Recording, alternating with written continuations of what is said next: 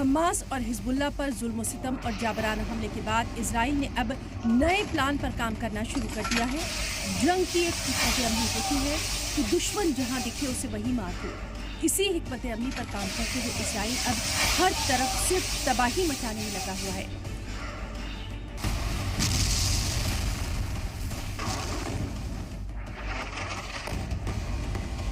مسلم ملکوں سے گھرے اس یہودی ملک نے اپنے دشمنوں کو چھٹی کا جھوٹ یاد دلانے کا من بنا لیا ہے اور اب اس پلان پر کام کرتے ہوئے اسرائیل نے ایران اور اس کے پراکسی چرم پنتھی سبھی تنظیموں سے نپٹنے کے لیے مانو قسم اٹھانی ہے۔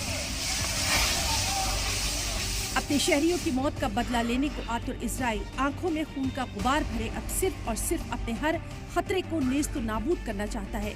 غزہ میں حماس اور لیبنان میں حزب اللہ کے بعد اب سیریا کی راجدھانی دمشق پر اسرائیلی فضائیہ قہر بن کر آسمان سے برسی۔ پھر کیا تھا؟ دمشق میں پل بھر میں تباہی کا منظر چھا گیا۔ اسرائیل اب کسی بھی مسلم ملک کو چھوڑنا نہیں چاہتا۔ اس کا کہنا ہے کہ یہ سبھی مسلم ملک ایرانی آکٹوپس کی طرح کام کرتے ہیں۔ ان کا مقصد صرف اور صرف یہودیوں کو ختم کرنا ہے، تو کیوں نہ اس کی شروعات اسرائیل کی طرف سے ہی ہو۔ 2 دن سے آسمان سے آگ برساتے اسرائیلی لڑاکوں نے ہر طرف دمشق میں تباہی مچا رکھی ہے۔ پہلے نیجاح اور قدسیہ پر حملہ جس میں سیریا کے 15 لوگ مارے گئے۔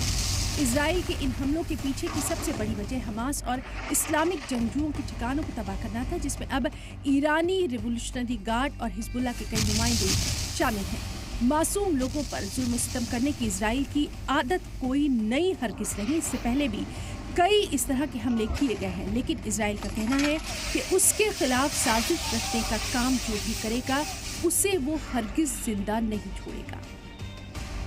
اسرائیل نے فوجی ٹھکانوں اور اسلامک جنگجوؤں کے ہیڈ کوارٹر کو نشانہ بناتے ہوئے تہران کی پراکسی چرم پنتھی تنظیموں کو اپنا نشانہ بنایا۔ IDF نے اپنے بیان میں بتایا کہ سیریا لیبنان کے بارڈر کے پاس سیریائی کراسنگ پر اس نے تابڑتوڑ حملہ کیا، کیونکہ اس کراسنگ کا استعمال حزب اللہ کو ہتھیار بھیجنے کے لیے کیا جاتا تھا۔ IDF نے بتایا کہ کراسنگ پر حملے نے حزب اللہ کی یونٹ 4400 کی صلاحیت کو نقصان پہنچایا۔ حزب اللہ کی یونٹ 4400 ایران سے سیریا اور پھر وہاں سے لیبنان تک ہتھیاروں کی سپلائی کی ذمہ داری سنبھالتی ہے، جس کا استعمال حزب اللہ اسرائیلی فوج اور ہوم فرنٹ کے خلاف منصوبوں سے کرتا ہے۔ اس کے 10 دن پہلے اسرائیلی فوج نے دمشق میں حزب اللہ کے خفیہ ہیڈ کوارٹر سے جڑی املاک پر حملہ کیا تھا۔